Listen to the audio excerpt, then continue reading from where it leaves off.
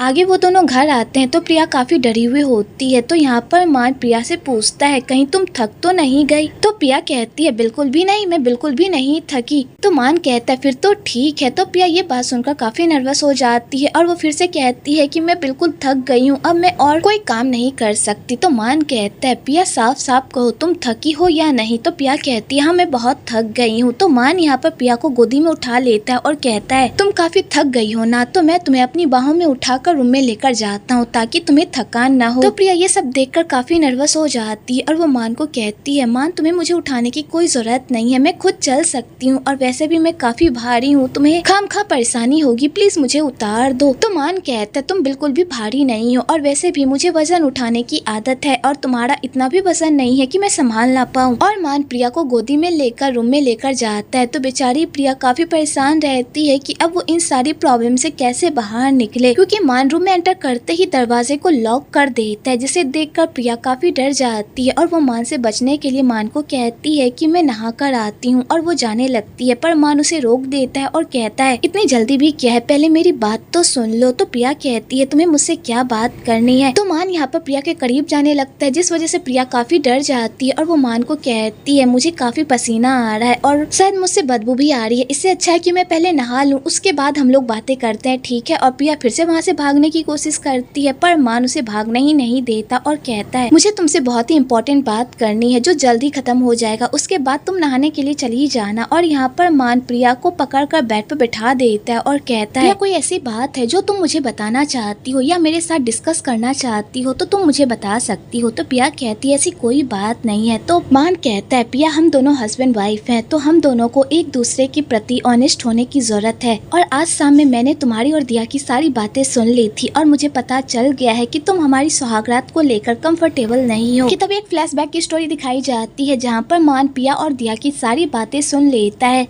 दिया यहाँ पर प्रिया को समझाती है कि अगर तुम इतना ही अनकंफर्टेबल महसूस कर रही हो तो तुम्हें इस बारे में मान से बात करनी चाहिए, शायद मान तुम्हारी फीलिंग्स समझे और तुम्हें ये सारे कारनामे ना करना पड़े। तो प्रिया कहती है मैं इस बारे में मान से बात नहीं कर सकती क्योंकि मैं नहीं चाहती कि मेरी इस बेवकूफ़ी की वजह से हमारे रिश्ते पर कोई भी आ जाए। मैं मान से बहुत प्यार करती हूँ और मैं पूरी जिंदगी उसके साथ रहना चाहती हूँ। मैं नहीं चाहती कि मेरी भी शादी मेरे मॉम डैड की तरह टूट जाए। मैं अपनी शादी को बचाना चाहती हूँ। ऐसा नहीं है कि मैं मान से प्यार नहीं करती, मैं मान से बहुत प्यार करती हूँ और उसके साथ रहना भी चाहती हूँ, लेकिन अभी मैं रेडी नहीं हूँ इन सब के लिए, इसलिए मैं ये सारे प्लान बना रही हूँ ताकि इस तरह मान को कुछ पता भी ना चले और मेरा भी काम निकल जाए। तो और ये सारी बातें मान भी सुन लेता है और वो समझ जाता है कि प्रिया इन सारी चीजों से काफी अनकंफर्टेबल महसूस कर रही है, इसलिए वो उससे बचने के नए नए तरीके ढूंढ रही है। आगे मान प्रिया को कहता है फ्यूचर में अगर तुम्हें मुझसे कोई भी प्रॉब्लम हो या तुम्हें कुछ भी शेयर करना हो तो सीधा आकर मुझसे कहना, मैं तुम्हारी फीलिंग्स को समझने की कोशिश करूंगा और तुम्हें भी। और तुम्हें क्या लगता है कि मुझे इस सुहागरात के बारे में नहीं पता था? तुम्हारे चेहरे से साफ साफ दिख रहा कि तुम इन सारी चीजों से काफी अनकंफर्टेबल हो, इसलिए इस तरह की हरकतें कर रही हो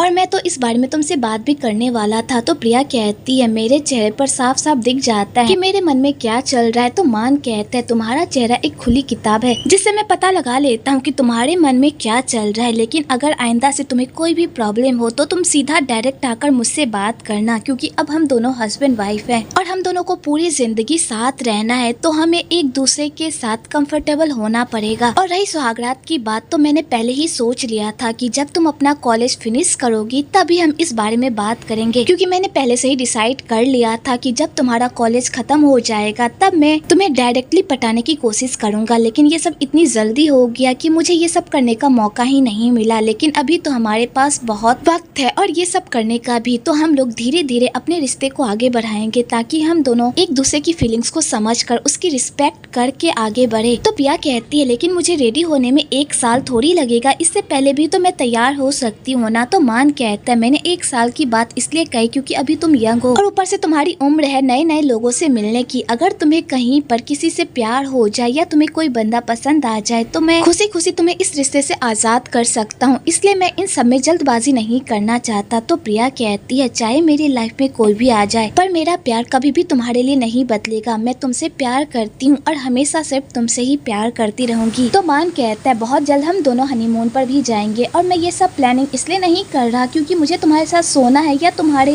करीब जाना है, बल्कि मैं ये सब इसलिए कर रहा हूँ ताकि हम दोनों साथ में टाइम स्पेंड करें और बाद में जब हम इन सारी पलों को याद करें तो हमें खुशी हो कि हमने साथ में कितना अच्छा वक्त बिताया था और शादी को कितना यादगार बनाया था। तो प्रिया कहती है फिर तुम्हें ये सारी बातें भी याद होगी कि मैंने सुहागरात पर किस तरह की नौटंकी की थी और तुम ये सारी बातें याद करके मुझे चिढ़ाओगे भी ना। तो मान कहता है बिल्कुल मैं चिढ़ाऊंगा। तो प्रिया इस बात पर प्रिया हंसने लगती है और फाइनली ये दोनों एक दूसरे से अपनी दिल की सारी बातें कर कर एक दूसरे के साथ ऑनेस्टी से अपने नए रिश्ते की शुरुआत करते हैं। दूसरी तरफ दिया को प्रिया की काफी फिक्र हो रही होती है क्योंकि अभी तक प्रिया बाहर नहीं आई हुई होती है। तो यहाँ पर दिया अपना प्लान स्टार्ट कर देती है और पेट दर्द का बहाना बनाकर मान के रूम के दरवाजे को पीटने लगती है। इधर मान जब ये सब देखता है तो वो प्रिया का मजाक उड़ाने लगता है और कहता है तुम्हारी दोस्त आ गई तुम्हें बचाने के लिए, इसलिए जाकर उसे बताओ कि यहाँ पर तुम्हारे साथ कुछ भी गलत नहीं हुआ है। तो बेचारी प्रिया एम्बेरस होकर बाहर निकलती है। तो दिया प्रिया को इस तरह देखकर पूरी तरह से हैरान हो जाती है और वो उसे कुछ पूछने ही वाली होती है। उससे पहले ही प्रिया वहाँ से चली जाती है उसके रूम और बेचारी दिया का सामना मान से हो जाता है जिस वजह से वो पूरी तरह से फंस जाती है और उसे समझ में नहीं आता कि वो मान से क्या बात करे। तो वो मान को गुड नाइट कहकर वहाँ से चली जाती है और मान दिया को ही देखता रह जाता है क्योंकि उसे पता होता है कि इन दोनों ने मिलकर ही ये सारा प्लान बनाया था और दिया भी कुछ कम नहीं है प्रिया से। आगे प्रिया दिया को सारी बात बताती है तो दिया कहती है मान इतना अच्छा निकलेगा मैंने सोचा नहीं था, वो सच में तुमसे बहुत प्यार करता है इसलिए तो वो तुम्हारी फीलिंग्स की रिस्पेक्ट कर रहा है। मैंने तो तुम्हें पहले ही कहा था कि मान से इस बारे में बात कर लो, वो तुम्हारी फीलिंग्स को जरूर समझेगा। देखो उसने तुम्हारी फीलिंग्स को समझा ना। तो प्रिया कहती है तुम सच कह रही हो, मान सच में बहुत ही अच्छा है और तुम्हें पता है उसने हम दोनों की सारी बातें भी सुन ली थी। तो दिया जब ये बात सुनती है कि मान ने उन दोनों की सारी बातें सुन ली थी वो पूरी तरह से शॉक्ड हो जाती है और कहती है पता नहीं वो हमारे बारे में क्या सोच रहा होगा। तो प्रिया कहती है जो भी हो बस मेरा काम बन गया ना, अब मुझे इस सुहागरात की टेंशन लेने की कोई जरूरत नहीं है। और प्रिया ये कहकर वहाँ से जाने लगती है। तो दिया कहती है तुम कहाँ जा रही हो। तो प्रिया कहती है मैं मान से मिलने के लिए जा रही हूँ। तो दिया कहती है तुम अभी अभी मौत के मुँह से बाहर निकली हो और तुम फिर से मौत के मुँह में जाना चाहती हो, तुम्हारा दिमाग तो खराब नहीं हो गया है। उस इंसान ने इतनी आसानी से तुम्हें वहाँ से जाने दिया, कहीं उसका यही प्लान तो नहीं था कि वो तुम्हें इमोशनली करके अपने पास बुलाए। तो प्रिया कहती है दिया तुम क्या बात कर रही हो, मान बिल्कुल भी ऐसा नहीं है और वैसे भी मैं मान को कुछ देने के लिए जा रही हूँ ना कि उसके पास सोने के लिए। आगे प्रिया मान के पास जाती है और उसे अपना डॉल देती है और मान को कहती है मैं इस डॉल से कभी भी अलग नहीं हुई हूँ, मुझे इस डॉल के बिना नींद भी नहीं आती, लेकिन आज ये डॉल मैं तुम्हें दे रही हूँ। तो मान कहता है कहीं तुम ये तो नहीं सोच रही कि अगर तुम यहाँ पर नहीं रहोगी तो मैं तुम्हारी जगह किसी और को दे दूंगा। तो प्रिया कहती है मैं ऐसा बिल्कुल भी नहीं सोच रही क्योंकि मुझे अपने पति पर पूरा भरोसा है कि मेरा पति मुझे कभी भी चीट नहीं करेगा। मैं तो बस तुम्हें ये बता रही हूँ कि मैं इस डॉल से बहुत प्यार करती हूँ और इसके बिना मुझे नींद नहीं आती, क्या पता मैं आधी रात को इसी डॉल के बहाने तुम्हारे पास आ जाऊँ। और यहाँ पर प्रिया मान को छेड़ने लगती है। तो मान यहाँ पर प्रिया को कहता है प्रिया अगर तुम्हें मेरा इस घर में रहना अनकंफर्टेबल लग रहा है तो मैं यहाँ से शिफ्ट हो जाता हूँ अपने घर, मैं तुम्हें कोई भी प्रॉब्लम नहीं देना चाहता। तो प्रिया कहती है तुम कैसी बातें कर रहे हो, ऐसा कुछ भी नहीं है, बस मुझे इन सब के लिए थोड़ा टाइम चाहिए और जैसे ही मैं तैयार हो जाऊंगी उसके बाद तो मैं तुम्हें अपने पास से दूर भी जाने नहीं दूंगी। और यहाँ पर प्रिया मान को किस कर लेती है और उसे गुड नाइट कहकर वहाँ से चली जाती है। तो मान ये सब देखकर काफी खुश हो जाता है कि तभी प्रिया फिर से आती है और मान को फिर से गुड नाइट हनी कहकर वहाँ से चली जाती है। तो मान प्रिया का ऐसा रूप देखकर काफी हैरान होता है क्योंकि प्रिया ये सारी हरकतें करके काफी क्यूट लग रही होती है। आगे मान बेचारा सोच रहा होता है कि आज तो उसकी सुहागरात है पर आज की रात उसे इस डॉल के साथ बितानी पड़ेगी अपनी दुल्हन के बजाय, और बेचारा यही सब सोच कर सो जाता है। दूसरी तरफ मैक अपने स्टाफ से पूछता है कि योट तो अपने कमरे में है ही नहीं, वो कहाँ पर गया है। तो उसकी स्टाफ बताती है कि वो किसी काम से कुछ देर पहले ही होटल से बाहर गए हैं। तो मैक कहता है तुमने ये बात मुझे क्यों नहीं बताई कि वो अपने कमरे में नहीं है। तो वो स्टाफ कहती है आपने तो बस मुझसे रूम नंबर पूछा था, ये नहीं पूछा था कि योट सर अपने रूम में है या नहीं। तो मैक ये बात सुनकर परेशान हो जाता है कि तभी उधर से योट आ जाता है और वो मैक को कहता है तुम मुझे ढूंढ रहे हो, क्या बात है। तो मैक कहता है तुम कहाँ पर गए थे। तो योट कहता है मैं दिया को छोड़ने के लिए उसके घर गया था, वैसे तुम मुझे क्यों ढूंढ रहे हो, क्या बात है। आगे वो दोनों साइड में जाते हैं जहाँ पर मैक योट को कहता है दिया मेरी जिम्मेदारी है क्योंकि वो मेरे रिजॉर्ट में काम करती है, अगर उसके साथ कुछ भी ऊंच नीच हो जाएगी तो मैं उसके भाई को क्या जवाब दूंगा। तो योट कहता है मैक तुम क्या कहने की कोशिश कर रहे हो, मैंने दिया के साथ ऐसा वैसा कुछ भी नहीं किया। तो मैक कहता है अगर ऐसी बात है तो फिर तुम दिया को अपने रूम में क्यों लेकर गए थे। तो योट ये बात सुनकर शॉक्ड हो जाता है और वो मैक से पूछता है तुम्हें तुम्हें किसने बताया कि मैं दिया को अपने रूम में लेकर गया था? तो मैक यहाँ पर अपने आप को बचाने के लिए ये झूठ बोलता है कि उसे स्टाफ ने बताया था। वैसे तुम बताओ, उसे तुम अपने रूम में क्यों लेकर गए थे? तो योड यहाँ पर उसे बताता है कि दिया मेरे रूम में कपड़े चेंज करने के लिए गई थी और कुछ भी नहीं, और बाय चांस अगर हम दोनों के बीच ऐसा वैसा कुछ हो भी जाता तो वो भी कोई इलीगल नहीं होता। हम दोनों अडल्ट हैं। अगर हम दोनों के बीच ऐसा वैसा कुछ भी होता तो वो प्यार की वजह से होता, और इससे तुम्हारे रिजॉर्ट पर कोई आँच भी नहीं आती। और यहाँ पर योड उल्टा मैक को ही चिढ़ा कर चला जाता है, क्योंकि योड को पता होता है कि मैक दिया को पसंद करता है और उसे काफी जलन होती है जब वो दिया को किसी और के साथ देखता है, जिस वजह से मैक को काफी गुस्सा आता है और वो कहता है ये दोनों ही दोस्त एक नंबर के अनोइंग है, इसलिए तो एक दूसरे के इतने अच्छे दोस्त हैं। अगली सुबह मान की पूरी फैमिली नाश्ता कर रही होती है और वो लोग मान को भी मिस कर रहे होते हैं, क्योंकि बिना मान के उन लोगों का घर में मन ही नहीं लग रहा होता। और बेचारा मैक भी अपने भाई को मिस कर रहा होता है, क्योंकि वो हर सुबह मान को